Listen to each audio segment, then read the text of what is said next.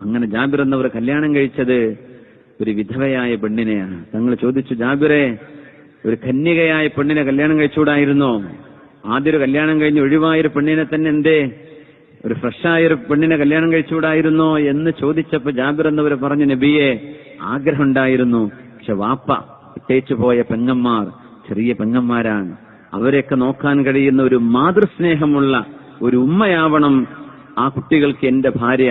അതുകൊണ്ട് നബിയെ, ഒരു കല്യാണം കഴിഞ്ഞൊരു പെണ്ണിനെയാണ് ഞാൻ കല്യാണം കഴിച്ചത്. ആഗ്രഹം ഉണ്ടായിരുന്നു ഒരു കന്യകയായ പെണ്ണിനെ കല്യാണം കഴിക്കാൻ എന്ന് നബിയോട് പറഞ്ഞ ജാബിർ റളിയല്ലാഹു തആല അൻഹു വാപ്പ ഏൽപ്പിച്ചു കൊടുത്തതാണ് 7 പെൺമക്കളെ.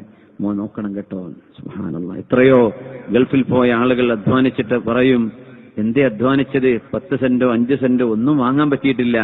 വാപ്പ മരിക്കുമ്പോ 4 പെങ്ങന്മാരായിരുന്നു, അവരൊക്കെ കല്യാണം കഴിച്ചു കൊടുത്തു.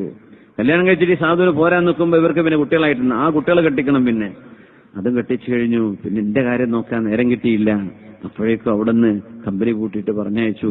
നാട്ടിലെത്തി. എന്തേ ചെയ്തത്?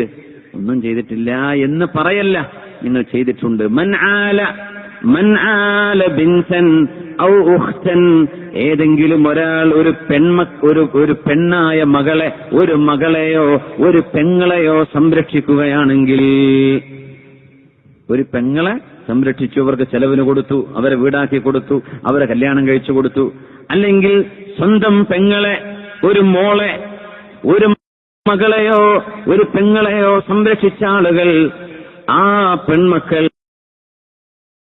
ആ സഹോദരിമാർ, ആ പെങ്ങന്മാർ ഇയാൾക്ക് നരകത്തിൽ നിന്ന് മറയായി വരുമെന്ന് ഹബീബുനാ റസൂലുള്ളാഹ് സ്വല്ലല്ലാഹു അലൈഹി വസല്ലം. അതുകൊണ്ട് ഒരു പ്രവാസിയും അങ്ങനെ സങ്കടപ്പെടരുത്, നാട്ടിലുള്ള ആളും സങ്കടപ്പെടരുത്.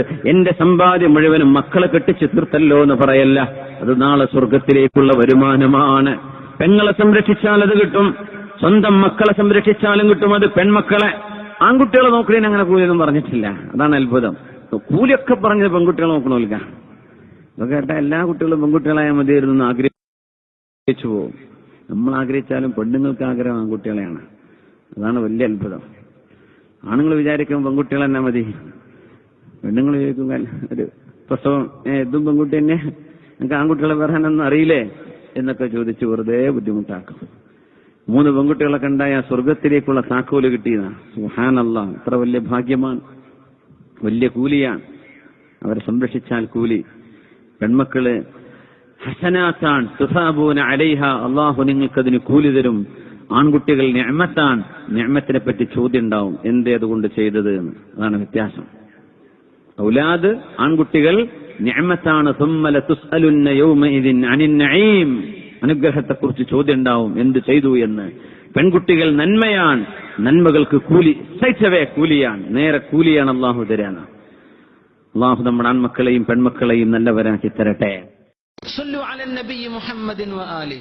اللهم صل على سيدنا محمد وعلى آل سيدنا محمد وبارك وسلم عليه.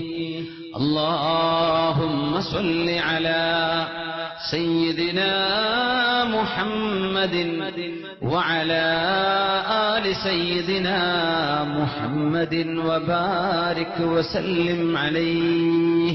ഒരുപാട് സ്വലാത്ത് നമ്മുടെ ഹബീബിന്റെ ഹളറത്തിലേക്ക് എത്തും. അള്ളാഹു എത്തിച്ചു കൊടുക്കട്ടെ, അവിടുത്തെ അള്ളാഹു സന്തോഷിപ്പിക്കട്ടെ.